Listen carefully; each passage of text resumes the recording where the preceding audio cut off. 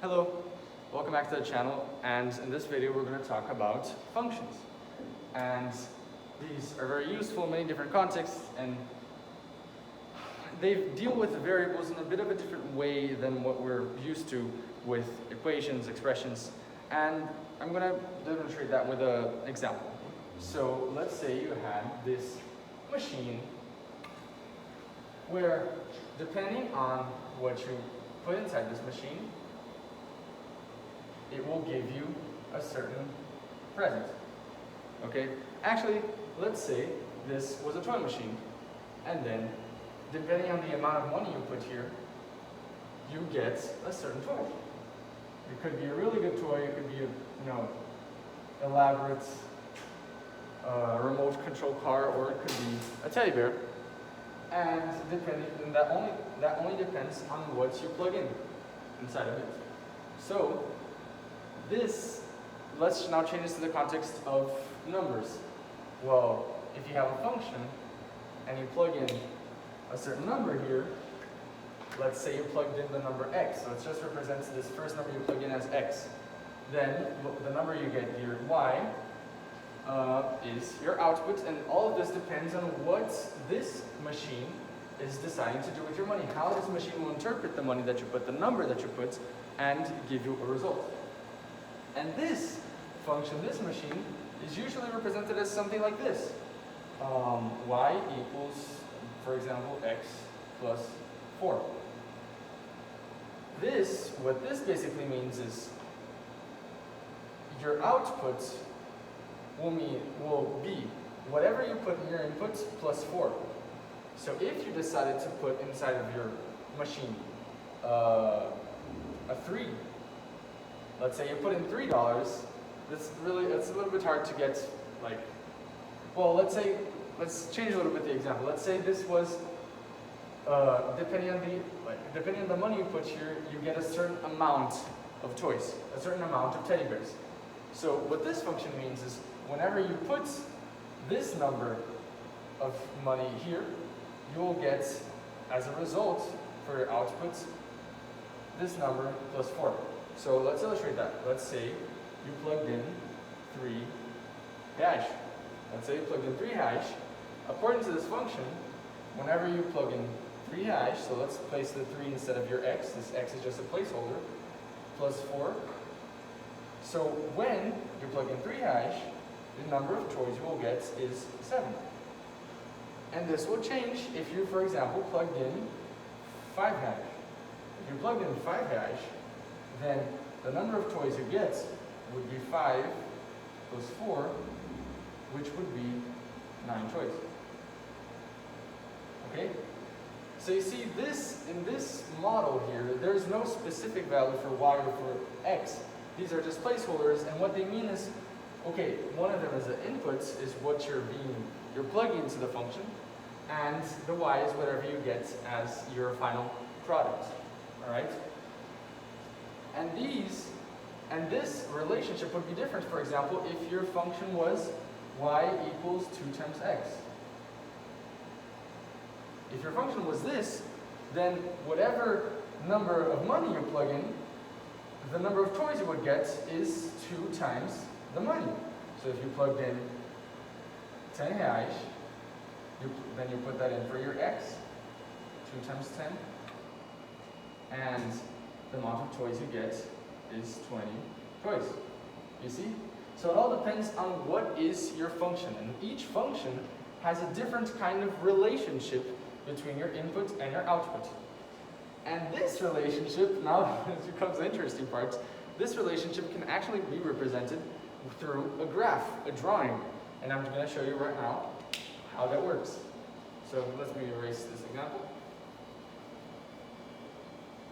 You can represent these relationships between your inputs and your outputs in a specific function using a graph.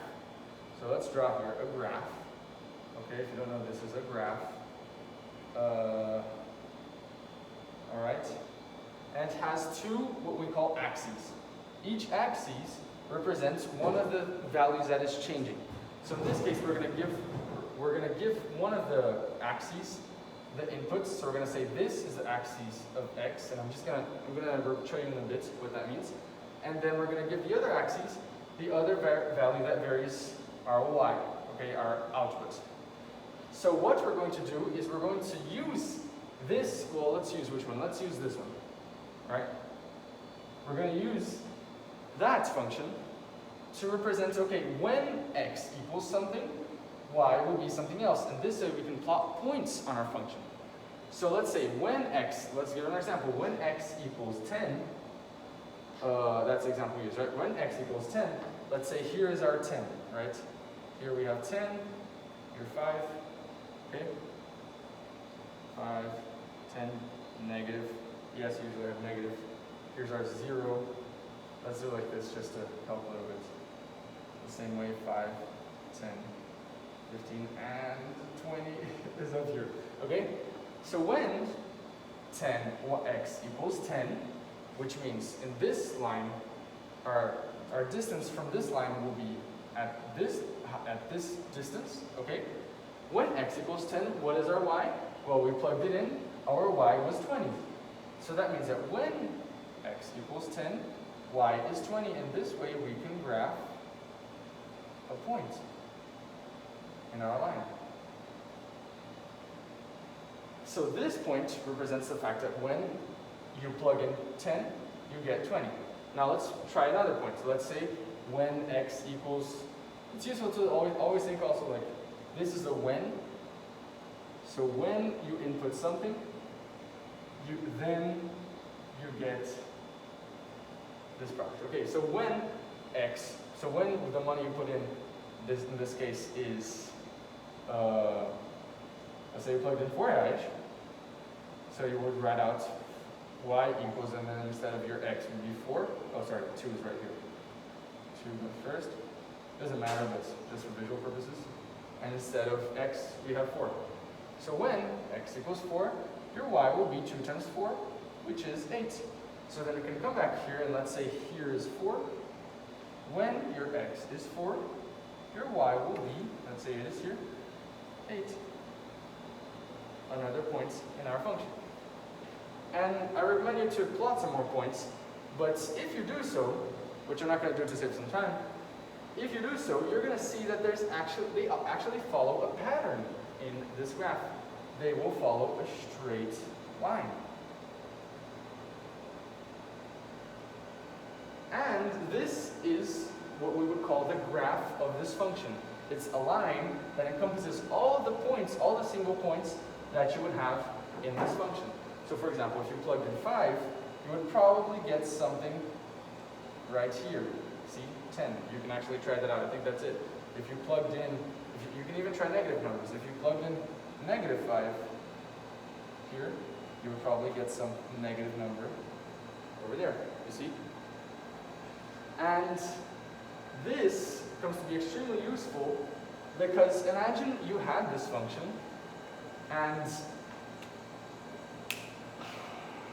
you can, each time you have a different x, plug in your x and try to find the y.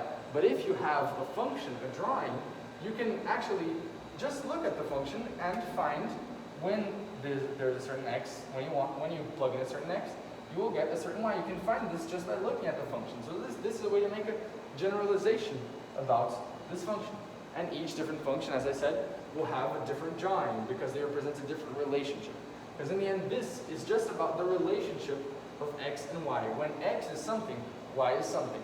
And these lines will have different shapes when you're talking about different types of functions. But yeah, and I'll illustrate that more specifically in the next parts with a real life example.